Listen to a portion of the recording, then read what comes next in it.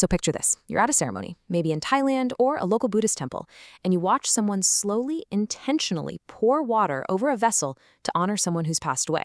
You've probably seen it. It's called Kruat Nam. It's incredibly common. But do you actually know the true ancient origins behind everyday rituals like this? Like, where did it actually come from? And what's the psychology driving it? Well, today, we're going on a bit of an incredible journey into the past to answer exactly that.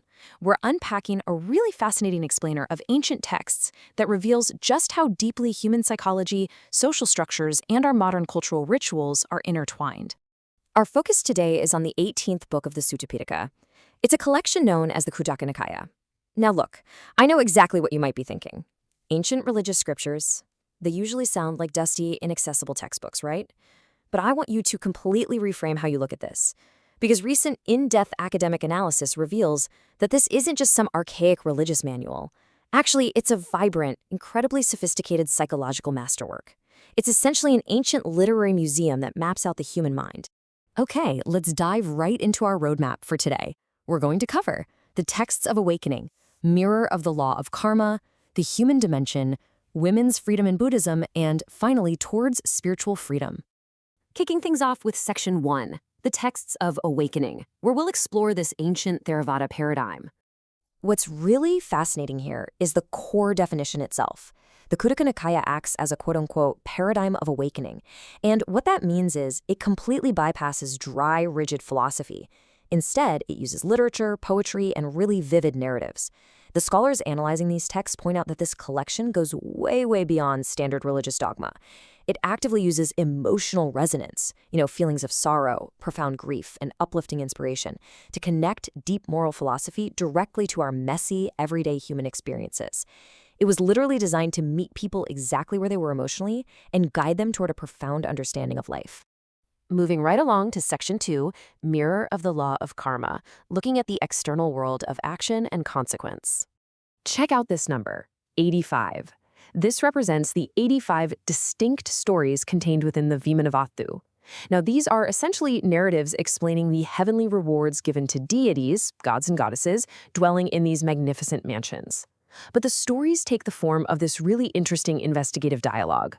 An enlightened monk essentially asks the deity, hey, how did you get here? And the answers? They are revolutionary for their time. They reveal that these glorious heavenly rewards were based entirely on morality, mercy, and gratitude, not the family or the caste you were born into. And this brilliantly illustrates that contrast. On the left, we have a famous Vimānavatthu story about Sarisaka. He was a lowly barber by trade, basically sitting right at the bottom of the social hierarchy. Yet, because he was honest, lived well, and cared for his parents, he was reborn into a beautiful heavenly mansion. Now, on the right, we see the stark contrast from the Petavatthu, which translates to the stories of the hungry ghosts. Over here, the punishment perfectly mirrors the crime. A person who lied constantly suffers with a rotting mouth, and an arsonist is eternally burned. What these sources are showing us neutrally but so powerfully is how karma was presented as the ultimate, impartial judge. It completely superseded the rigid Indian caste system. Your actions, not your birth, determined your fate. Which brings us right back to our hook. This is where we get that massive aha moment. The Petavatthu contains 51 stories of these hungry ghosts suffering from their past bad deeds. And listen to this. These specific ancient texts are the direct root of incredible cultural practices we still see today. Remember that Kruat Nam ceremony we talked about?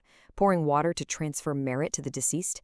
The Thai Saracen and Trut festivals, even the specific Tirakura Kanda chant used to connect with the departed, they all stem directly from the psychology of these 51 ancient stories. The desire to send merit to relieve the suffering of ancestors, detailed in this exact text, shaped centuries of cultural tradition that is still actively practiced right now. It's just wild to think about. Okay, let's shift gears to Section 3, the human dimension, where we explore the psychological journeys within the Theravada. So, this section is made up of 264 poems. But these aren't just any poems. They are the ecstatic utterances of enlightened monks. Academics actually praise this collection as the literature of liberation. These 264 poems give us an incredible firsthand, intimate look into the internal experiences of those who achieved ultimate peace. We literally get to read their exact thoughts on serenity, joy, and the realization of truth. But they aren't robotic or completely devoid of feeling. Just read this quote from Ananda, one of the most famous enlightened monks. "The entire world seems completely dark." He uttered this while grieving the passing of his close friend Sariputta. So the crucial point here is that these ancient texts deeply humanize these highly revered figures. They show us that an enlightened saint like Ananda still experienced profound, agonizing grief over losing a friend. It beautifully bridges the gap between the divine and the deeply human. Furthermore, the poetry in the Therigatha is incredibly vivid. When you read it, forests, mountains, and the falling rain aren't just pretty background scenery. The texts depict nature as an essential, profound space for meditation. The monks describe the serene beauty of the natural world as the exact catalyst they needed to access their inner wisdom. It's this beautiful testament to the healing and enlightening power of nature, which, by the way, is something environmental psychologists are still actively studying today. Transitioning now into Section 4, Women's Freedom in Buddhism, examining the dismantling of social structures in ancient scriptures. Now, just as the monks had their poetry, the nuns had theirs. This number stands for the 23 Arhat, or enlightened nuns, whose poems are collected in the Therigatha. And what is absolutely mind-blowing about this is that the Therigatha is recognized by scholars as some of the oldest women's literature on Earth.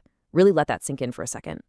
These are the recorded voices and internal psychological triumphs of women from literally millennia ago. And what those voices have to say is incredibly powerful.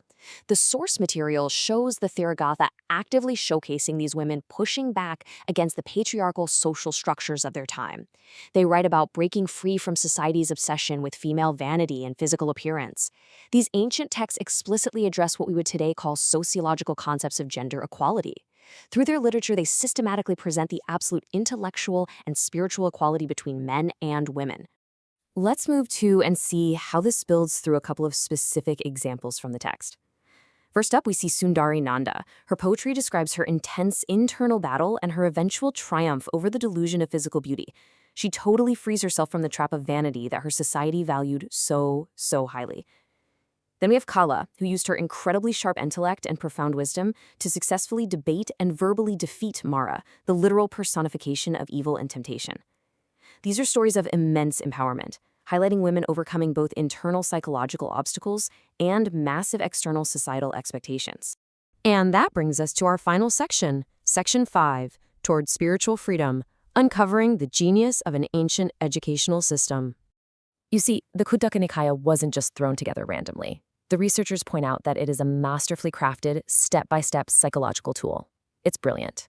Step 1. Hook everyday people using highly relatable emotional tales of karma, like those heavenly mansions and the hungry ghosts, to create basic motivation, mindfulness, and a moral baseline. Step 2.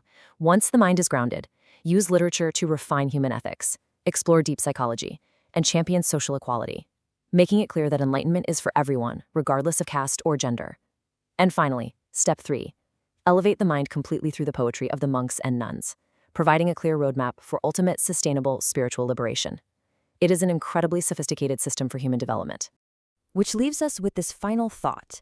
We've seen how these texts map the human mind, addressed social inequality, and provided a framework for profound inner peace way before modern psychology even existed. So the question we really must ask ourselves is, if these ancient texts offered a clear path to ultimate psychological freedom thousands of years ago, what is stopping us from finding it today? Thank you so much for exploring this explainer with me. Keep asking questions, and I highly encourage you to look a little deeper into the wisdom that history has left behind for us.